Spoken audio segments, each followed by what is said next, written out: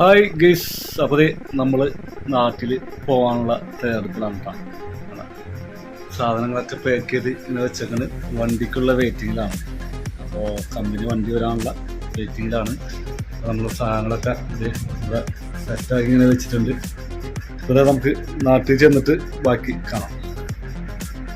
അപ്പോൾ നമ്മൾ പോകാനുള്ള തയ്യാറെടുപ്പിലാണ് കേട്ടോ. ഇപ്പോൾ നമുക്ക് വെയിറ്റ് ലേശം കൂടുതലുണ്ട്. അപ്പോൾ നമ്മുടെ ഫ്ലൈറ്റ് എന്ന് പറഞ്ഞാൽ എയർ ഇന്ത്യയുടെ ഫ്ലൈറ്റാണ്.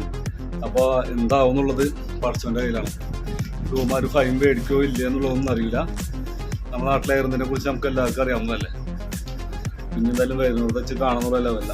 വല്ലാണ്ട് വെയിറ്റ് കൂടുതലൊന്നുമില്ല, ചെറിയ ലെവലിലുള്ള വെയിറ്റ് കൂടുതലുള്ളൂ. അപ്പോൾ നമ്മുടെ നാടിൻ്റെ അവസ്ഥ സംബന്ധിച്ച് ഫ്ലൈറ്റൊക്കെ ഭയങ്കര പ്രശ്നത്തിലാണ്. അപ്പോൾ അവരെന്തായാലും ഫൈൻ മേടിക്കുന്നുള്ളൊരു കണ്ടീഷനിലാണ് ഞാനീ പോണത്. അപ്പോൾ വിചാരിച്ച പോലത്തെ പ്രശ്നമൊന്നും ഉണ്ടായില്ല കേട്ടോ. ഇന്ത്യൻ എയർലൈൻസ് ഒക്കെ ഇതേപോലെ വെയിറ്റ് കൂടി കഴിഞ്ഞാൽ ലഗേജിന് പൈസ എക്സ്ട്രാ വാങ്ങുന്നുള്ളൊക്കെ ഒരു സംഭവം ഉണ്ടായിരുന്നു ഒരു കാലത്ത്. അപ്പോൾ എന്തായോ നമ്മുടെ അടുത്ത് വാങ്ങില്ല. എൻ്റെ കയ്യിൽ സാധാരണ തൂക്കത്തിനേക്കാളും കുറച്ച് തൂക്കം കൂടുതലുണ്ടായിരുന്നു. അവർ ലഗേജിൻ്റെ എക്സ്ട്രാ ചാർജൊന്നും തരാൻ വാങ്ങിയിട്ടില്ല.